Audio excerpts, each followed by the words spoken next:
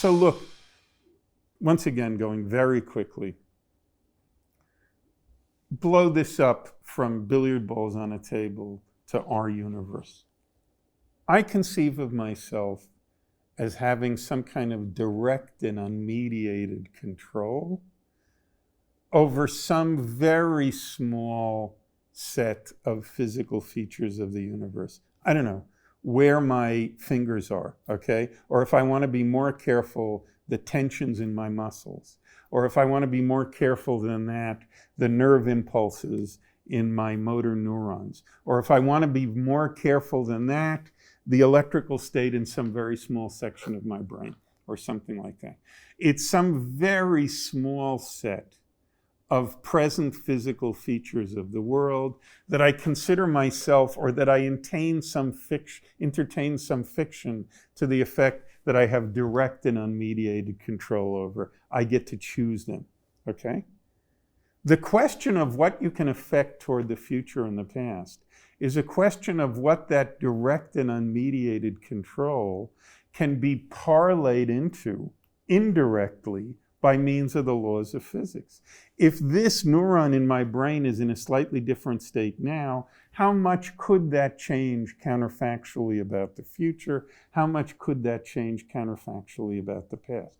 Very crudely, the lesson of the consideration about the billiard balls is, look, if you have control over any small feature of the present, okay, just one of these billiard balls, that's often going to be enough to affect whether billiard ball number 5 is involved in a collision over the next 10 seconds.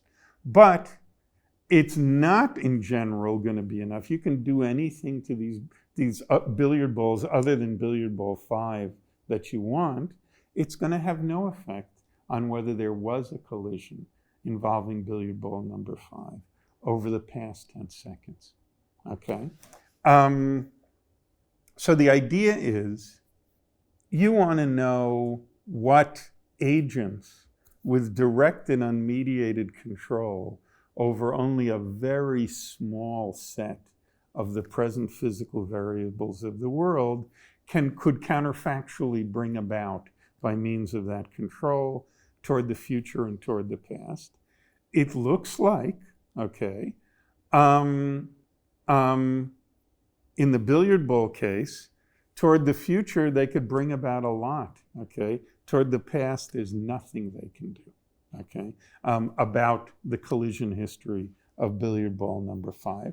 And once again, all of this depends on our knowing, on there being a definite fact about billiard ball number 5's having been at rest 10 seconds ago. You're going to get into the same kind of regress.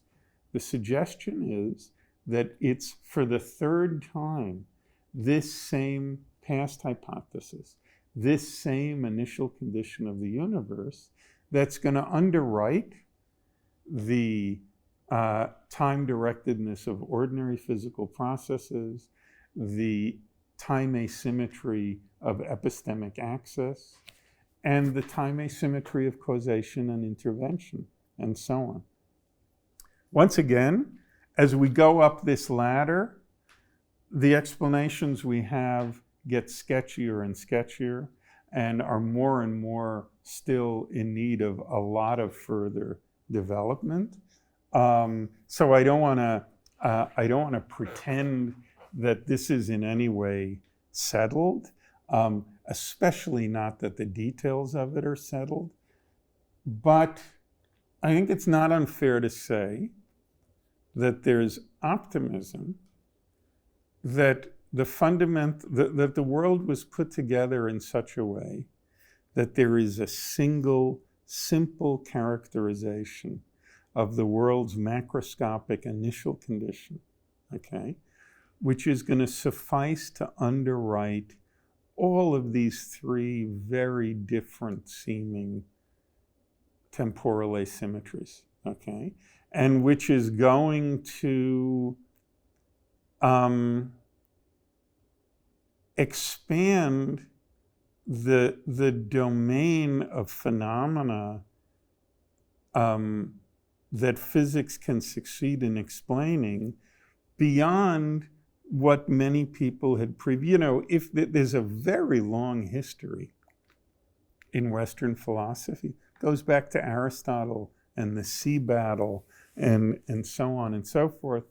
There's a very long history of thinking that that the openness of the future and the closedness of the past are phenomena that are prior to physics in some way, phenomena of the deep metaphysical structure of time itself, okay, or of the very concept of past and future, or something like that. If these developments that we've been talking about pan out nicely, that's not true, okay? These differences between past and future are not features of the deep metaphysical structure of the world, okay? There's nothing prior to physics called past or future, okay? There's just this four-dimensional arena, okay? Indeed, when we talk about past hypothesis, a lot of people have said, and rightly so, that's kind of a misleading term, okay? Because the claim isn't that the entropy was very low toward the past, okay? The claim is just the entropy is very low at one end of the temporal evolution, okay? That end is the end that we end up calling the past, okay? That's the direction in which we have mnemonic access. That's the direction which we can't affect by acting now, so on and so forth. But it isn't as if prior to that, there was some deeper metaphysical notion of a distinction between past and future. The thrust of all this kind of work is precisely to deny that.